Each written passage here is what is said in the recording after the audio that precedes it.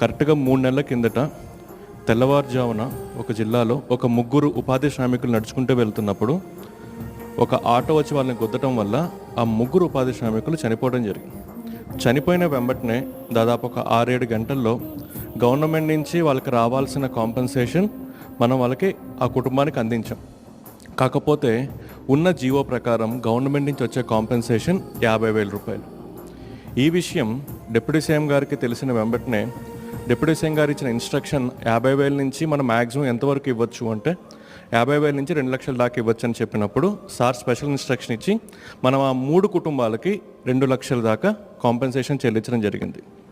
అదే రోజు సార్ ఇన్స్ట్రక్షన్తో ఇంక నుంచి ప్రమాదవశాత్తు ఏ ఉపాధి శ్రామికుడు చనిపోయినా సరే ఈ జీవో 10 ఏళ్ళు 15 ఏళ్ళ నుంచి మారకుండా ఉన్న జీవోని మార్చి 50,000 కాంపెన్సేషన్ నుంచి 2 లక్షలకి పెంచడం జరిగింది.